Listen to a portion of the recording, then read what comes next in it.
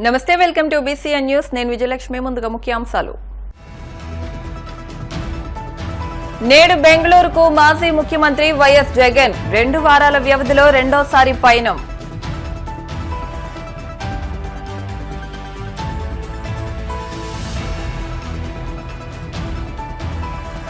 వాడపల్లి వెంకన్న ఆలయంలో ప్రత్యేక పూజలు, మంగళ వాయిద్యాల నడుమ శ్రీ స్వామి అమ్మవార్లకు మేల్కొల్పు సేవ, ఐశ్వర్య లక్ష్మీ హోమం.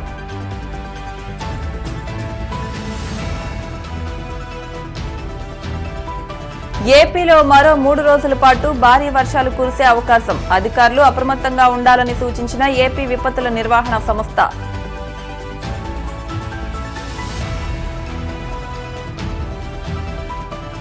తిరుమలలో కొనసాగుతున్న భక్తుల రద్దీ. నిన్న శ్రీవారి హుండీ ఆదాయం 3.98 కోట్లు వచ్చినట్టు వెల్లడించిన టీటీడీ.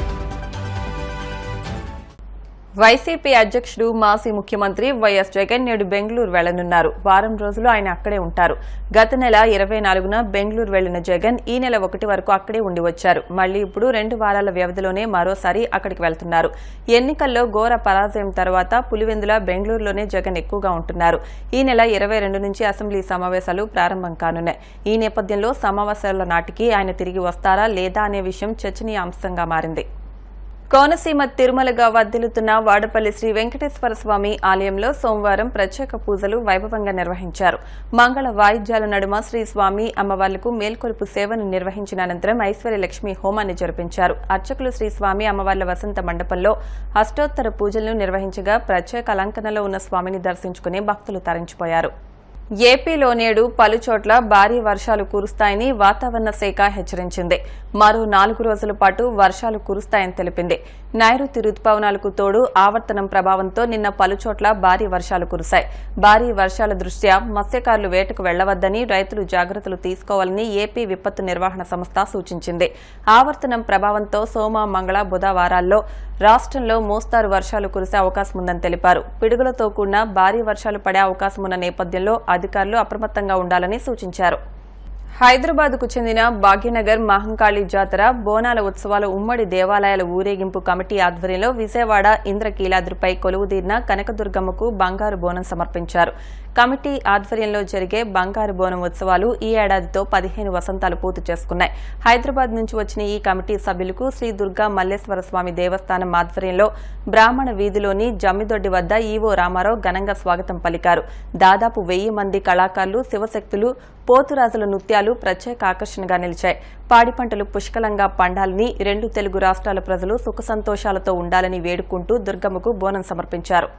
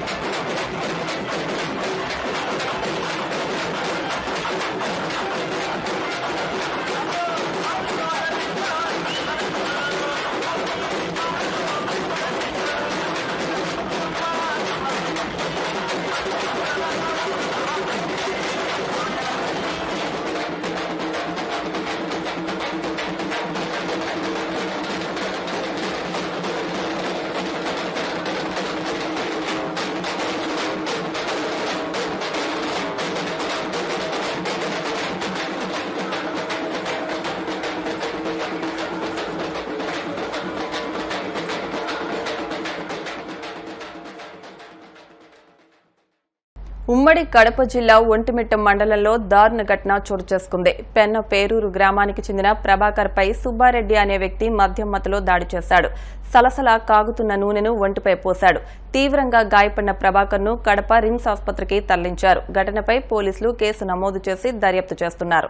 తెలంగాణ సీఎం రేవంత్ రెడ్డిని జీహెచ్ఎంసీ జలమండలికి బడ్జెట్ సమావేశాల్లో నిధులు మంజూరు చేయాలని కేంద్ర మంత్రి కిషన్ రెడ్డి డిమాండ్ చేశారు. ముషీరాబాద్ నియోజకవర్గంలోని జవహర్ నగర్లో మురుగు కాలువల పనులకు ప్రజా ప్రతినిధులతో కలిసి ఆయన శ్రీకారం చుట్టారు. జీహెచ్ఎంసీ జలమండలిలో నిధుల కొరతతో ప్రజలకు సౌకర్యాలు కల్పించడంలో ఇబ్బందులు ఎదురవుతున్నాయని ఆయన ఈ సందర్భంగా వెల్లడించారు. ముందుకొచ్చి మరి గ్రీనరీ పెంచేటువంటి ప్రయత్నము, చెట్లు పెంచేటువంటి ప్రయత్నము చేయాల్సిన అవసరం ఉంది. ప్రధానమంత్రి గారు దేశ ప్రజలందరికీ విజ్ఞప్తి చేశారు, మాకే నామ్ పర్ ఏక్ పేడ్, అమ్మ పేరు మీద మనమందరం కూడా ఒక్కొక్కరు ఒక చెట్టు పెట్టాలి.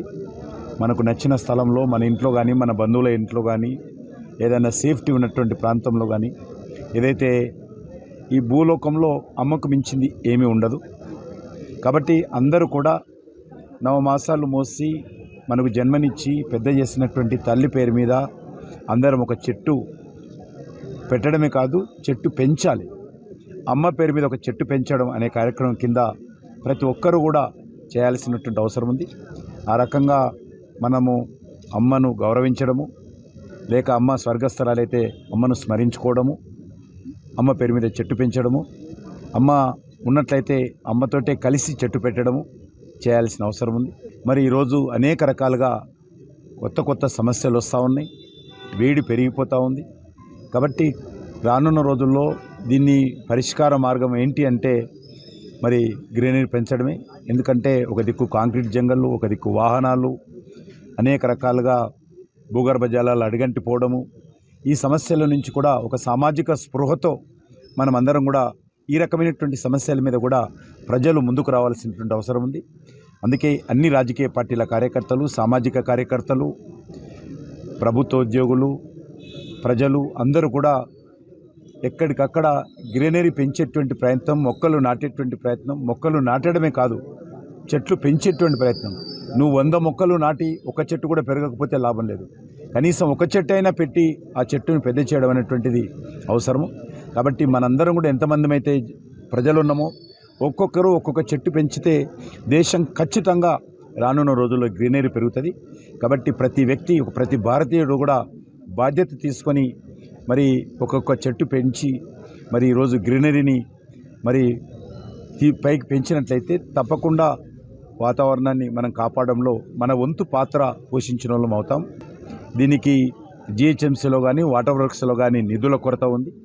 కాబట్టి నేను ప్రభుత్వాన్ని కోరుతా ఉన్నాను, తెలంగాణలో 30% పైగా జనాభా హైదరాబాద్లో ఉంటుంది. ఆల్మోస్ట్ ప్రతిరోజు ఒక 20 నుంచి 30 లక్షల మంది హైదరాబాద్కు వచ్చి వెళ్తుంటారు.